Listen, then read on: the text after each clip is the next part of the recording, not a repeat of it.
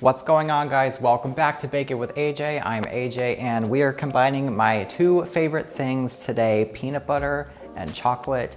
That's right, Reese's Cups Cupcakes. I can't really think of something that suits me more than this. It's my favorite flavor combo pretty much out of any dessert there is. So I thought it'd be an amazing idea to show you my favorite chocolate cupcake recipe that I've featured on this channel many times. And I am debuting my amazing peanut butter buttercream on top, and we're topping them with some chopped Reese's Cups just because cupcakes always need a garnish. If you want to argue that fact, don't even try, honey. The recipe can be found using the link in my description below, so go check that out along with all of my other social media. Go ahead, hit that thumbs up button and the subscribe button so you can join me every Wednesday for new episodes and recipes. These are one of the best things I've ever made on here, so let's get started.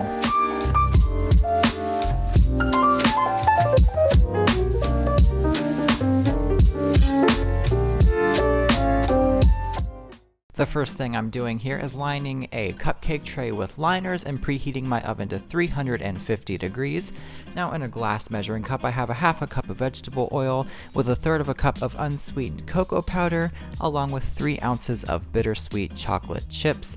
I'm just gonna stir these together until they're combined, and I'm microwaving this for about 30 to 45 seconds until the chocolate is really nicely melted. Now in a separate bowl, I have 3/4 of a cup of a gluten-free all-purpose flour blend. I'm using King Arthur flours all-purpose cup for cup.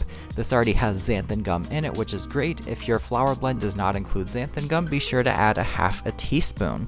Now to this, I'm adding 3/4 of a teaspoon of baking powder, a half a teaspoon of baking soda, and a half a teaspoon of salt. Just whisking that together until it's nicely combined, and we're gonna go ahead and set that aside. Now in a separate large glass bowl, I'm going to be adding 2 large eggs at room temperature with 3/4 of a cup of granulated sugar and a teaspoon of vanilla extract. We're just gonna whisk all of this together till it's nicely combined. By this point, our cocoa and oil mixture should be nice and melted, so we're gonna pour that into the egg mixture here. We're just gonna whisk all of that together till it's nicely combined, and then we're gonna go in with a half a cup of almond milk. Make sure your almond milk is at room temperature just so you don't risk hardening the chocolate that we just melted. Combine that almond milk in there with the whisk, and now we're going to gradually add our flour mixture here. Since it's not glutinous flour, we don't have to worry about over mixing as much. So if you want to just dump it all in there, no biggie. Just go ahead and whisk that together until you get a beautiful chocolate cupcake batter here. Now to put this in our pan, I'm going to be using a 2.5-inch cookie scoop. I love this for cupcakes because they all come out the exact same size. So I'm just gonna use that to evenly divide this cupcake batter into our prepared tray here.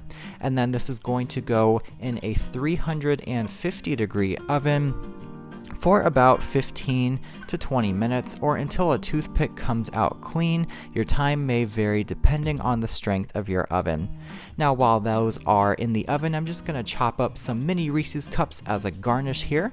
These Reese's Cups are gonna go on top of the cupcakes just to give them a little extra flair, because you can never have too much, right? It is crucial that you let these cupcakes cool completely, otherwise the frosting is gonna melt everywhere. And we didn't work this hard for melty cupcakes, now did we?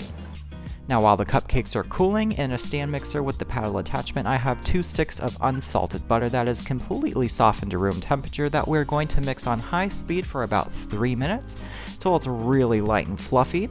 Once it is, we're gonna go in with 1 cup of creamy peanut butter here. Try not to use the all-natural ones because the oil tends to separate and it'll make the frosting too thin.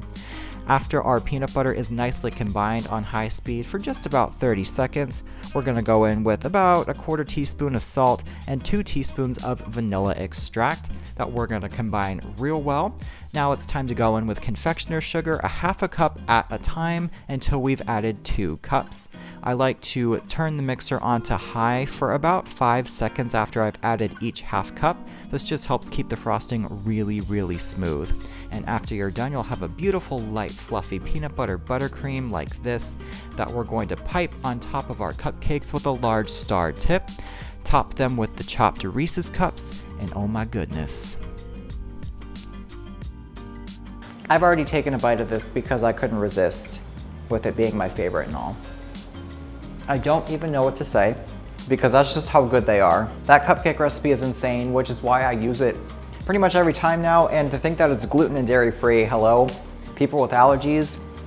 Frosting's not so dairy friendly, but at least the cupcakes are. There's something. Once again, the recipe can be found using the link in my description. Go check that out with all my other social media. Please give this video a thumbs up and hit that subscribe button and leave me some comments down below. Thank you so much for joining me. I hope you have a fantastic rest of your day, and I'll see you next time. This is one of those times where I'm not really gonna say anything because they're too good. That's rare. They deserve their own moment.